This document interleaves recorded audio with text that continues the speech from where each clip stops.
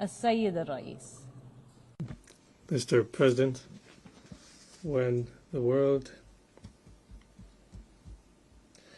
stood amidst the ruins of war 80 years ago, it faced a watershed moment, one that required a transition to a new order, with the previous international systems having failed to maintain international peace and security. The world was faced with a choice. It chose peace and embraced a new era of international cooperation and solidarity, embodied by the establishment of this organization. Today, we once again face a pivotal moment. Today, the world is marked by turmoil, conflict, and humanitarian crises. Threats to state sovereignty, proliferation risks, and extremist ideologies persist, undermining the foundations of stability and development.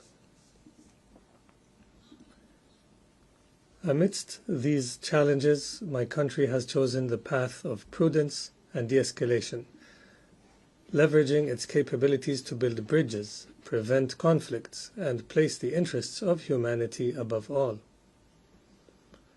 We have sought to strengthen the mechanisms for international cooperation and multilateralism, as well as the norms and principles of the UN Charter and international law. In doing so, the UAE promotes the principles of good neighborliness and respect for sovereignty of states to create opportunities and advance progress in every field. My country has also championed genuine humanitarian diplomacy aimed at preserving the dignity of individuals in the most difficult circumstances. We have sought to bridge divides, facilitating the exchange of thousands of prisoners between Russia and Ukraine, hosting peace talks between Azerbaijan and Armenia, and undertaking efforts to de-escalate tensions in South Asia and beyond. In the face of these global challenges, the United Arab Emirates remains committed to diplomacy, peaceful solutions, and dialogue. Our aim is not simply to manage conflicts, but to resolve them sustainably. The urgent need for this approach is clear around the world, whether in the Gaza Strip, Ukraine, Sudan, Yemen, Libya, or the Sahel. Many of the crises around us have been exacerbated by extremist ideologies, hate speech, and incitement. That is why we are leading efforts to advance the tolerance, peace, and security agenda, to uphold the values enshrined in the UN Charter, and to break cycles of conflict. There is no doubt that what we are witnessing today in the Palestinian-Israeli conflicts is not only a result of, but serves extremists and warmongers' efforts who seek to undermine the path to a peaceful resolution. Nothing can justify targeting tens of thousands of civilians, or besieging them, or starving them and forcibly displacing them, nor can anything excuse the pursuit of unacceptable expansionist ambitions, including the threat of annexing the West Bank. Similarly, there is no justification for the taking of hostages or the targeting of civilians in conflict. We emphasize the need to protect the hostages as per international humanitarian law. This situation also cannot serve as an excuse to attack countries in the region. Israel's treacherous and reprehensible attack against the state of Qatar constituted a flagrant violation of its territorial integrity and of the security of the Arabian Gulf region, as well as a breach of the most fundamental principles of international law. Aggression will not bring stability to the region.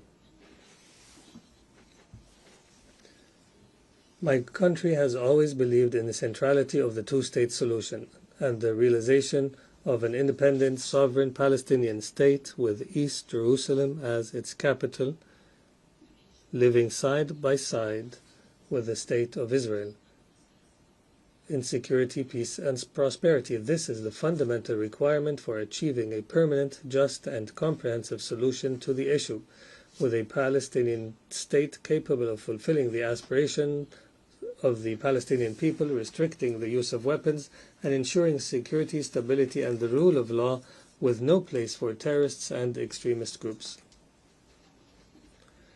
My country also welcomes the growing recognition of the State of Palestine. We invite others to follow this approach as an investment in a better future for the region.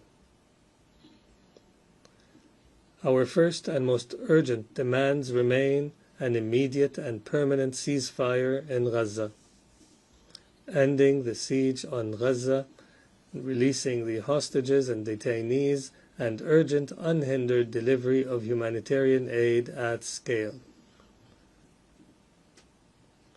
The UAE continues its role as the largest donor of aid to Gaza, mobilizing all its relations, resources, and capabilities to this end. We will continue to deliver aid to the most in need despite the restrictions and obstacles. As part of our commitment to prioritizing diplomatic solutions and justice in the international system, my country continues to place the dispute of the 3 occupied Emirati islands in the Arabian Gulf, Greater Tumb, Lesser Tumb, and Abu Musa, at the forefront of our national priorities. We continue to call on Iran to end its occupation of these islands, which are an integral part of UAE territory, as well as to respond to our repeated calls to resolve this dispute through direct negotiations or by resorting to the International Court of Justice. We also reiterate here our full support for Moroccan sovereignty over the Moroccan Sahara and endorse the autonomy initiative within the framework of Moroccan territorial integrity.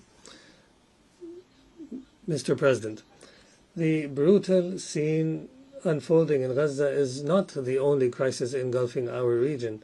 In Sudan, people are experiencing immense human suffering and famine. My country stands with the Sudanese people, supporting their aspirations to end the civil war and its profound humanitarian consequences. We underscore the importance of the statement by the Quad on Sudan and the call for a humanitarian truce. We stress the importance of reaching an immediate ceasefire and ensuring unhindered access for humanitarian aid throughout the country. Sustainable peace cannot be achieved through military means. A transitional process must be pursued in Sudan, leading to an independent civilian government, one that is not controlled by any of the warring parties and which denies space to extremism and terrorism.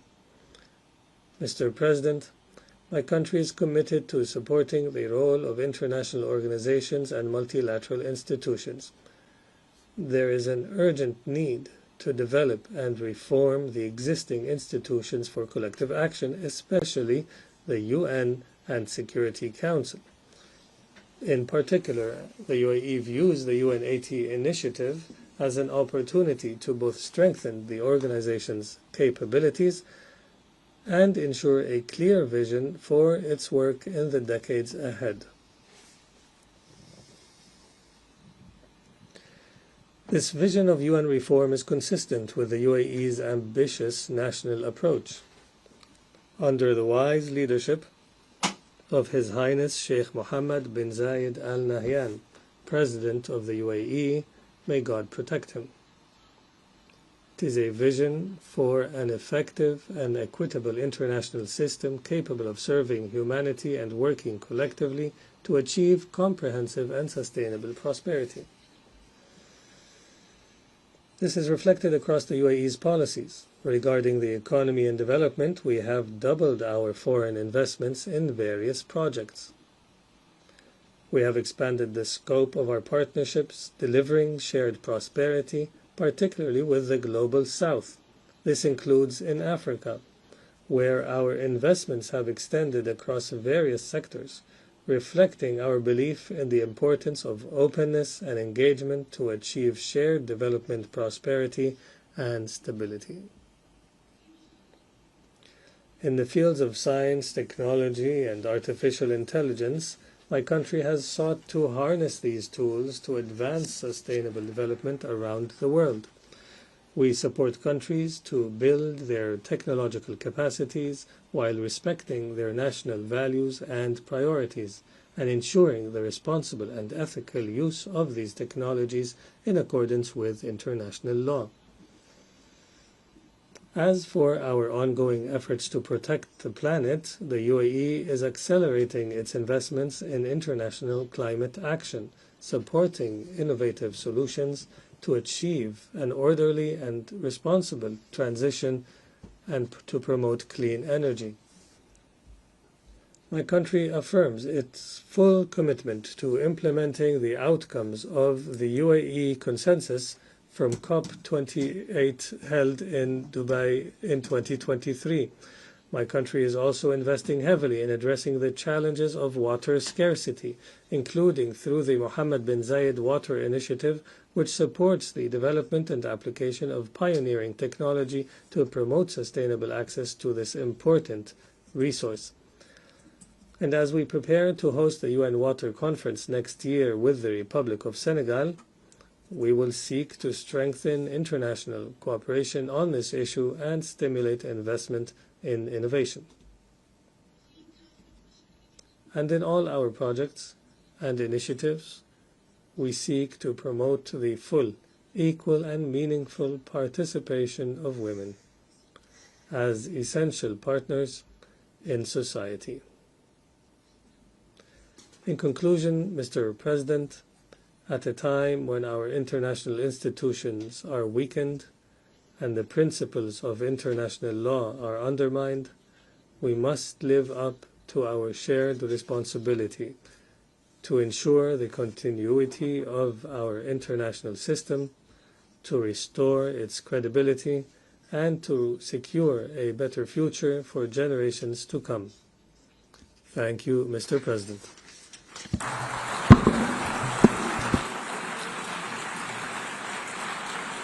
I thank the Minister of State for Ministry of Foreign Affairs of the United Arab Emirates.